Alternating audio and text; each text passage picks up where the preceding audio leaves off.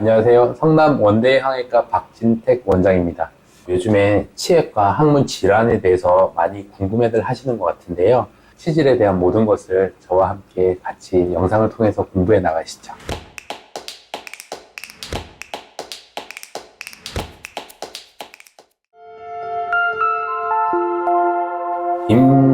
임신을 하게 되면 생활 패턴이랑 신체 변화가 많이 생기고 호르몬 변화도 생기고 점점 배가 불러오면서 활동도 줄어들고 하다 보면 변비도 생기고 그 다음에 복압도 증가하게 되고 하다 보면 아무런 문제 없이 지내가는 분들도 많지만 또 고통을 받는 분들도 꽤 있죠. 문제는 임산부들은 거의 수술할 수 있는 경우가 별로 없어요. 치질 수술할 때 우리가 이제 보통 엎드려서 수술하는 경우가 많은데 배가 많이 이렇게 나와 있는 경우에는 특히나 하기가 힘들어요. 그런데 제가 개원하고 임산부의 항문 질환으로 수술한 경우가 딱 한 경우 있었어요. 항문에 고름이 찬 경우가 있었어요. 치루가 있던 분이었는데 너무너무 아프셨어요. 그래서 국소 마취하고 수술을 했죠. 고름이 차면 수술 후에 이제 항생제하고 진통소염제를 처방을 하는데요. 그런 약들을 안 해드렸어요. 상태는 다 나았지만 출산 후에 치루가 발생을 했거든요. 모유 수유 끝난 다음에 수술을 했죠. 보통 임산부 치액 같은 경우에는 약물 치료나 아니면 보존적 치료를 하게 돼요. 치액 약을 먹어도 될까? 연고를 발라도 될까? 그게 과연 효과가 있을까? 13주, 14주 이전에는 약물 복용을 권하진 않아요. 태아한테 영향을 미치기 때문에. 그래서 보통 저는 약 처방을 임산부들한테 잘 안 합니다.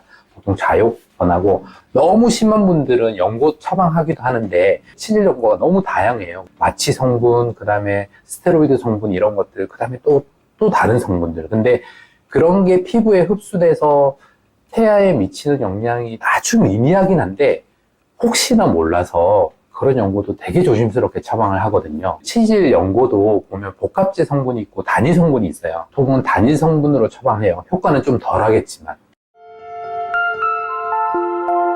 임산부들이 항문병원에 오시면 심해져서 오는 경우가 되게 많아요. 근데 좌욕을 하시고 하면 시간이 좀 걸리겠지만 보통 1주, 2주, 좀 길게는 한 3, 4주 정도 되면 어느 정도는 좀 가라앉고 또 생활이 또 가능하고 또 편해질 수 있거든요. 출산을 하게 되면 또 얘네들이 되게 또 심하게 튀어나오고 힘들어질 수도 있죠. 근데 어쨌든 또 출산 직후에는 바로 또 수술을 하기는 힘들고, 그래서 임신 계획을 세우고 계신 여성분들한테 이제 제가 이제 당부드리고 싶은 말씀은, 내가 치질이 좀 있는 것 같고 증상이 좀 한 번씩 좀 심해진다라고 했을 때는 임신하고 나서 갑자기 치질이 그 이전보다 훨씬 더 심해지는 경우가 생길 수 있거든요. 그러면 그때는 정말 고통이 좀 심해질 수 있기 때문에 반드시 항문외과 와서 검진 한번 받아보시고 상담을 받고 해서 좀 수술이 필요한 경우인지를 한번 확인해 보시고 결정을 하시는 것도 좀 도움이 될 것 같아요. 출산 후에는 자연분만이든 제왕절개든 간에 무조건 치질은 좀 심해져요. 요즘에 조리원이나 이런 데서는 이제 좌욕기도 주고 이제 산부인과 선생님들도 이제 좌욕을 많이 권유를 하시거든요.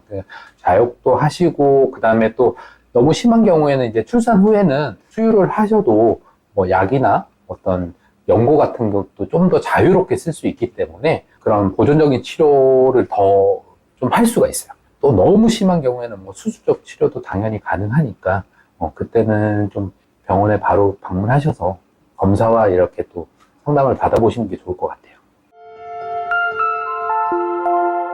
그러니까 우리가 변비가 생기지 않도록 하는 게 제일 중요합니다. 평소보다 야채랑 물을 많이 섭취하고 활동도 좀 잘 해서 변을 좀 원활하게 보는 게 가장 좋고요. 한 번씩 자욕을 해서 항문에 이제 부담을 좀 덜어주는 방향으로 하시는 게 제일 좋죠. 그게 예방법이에요.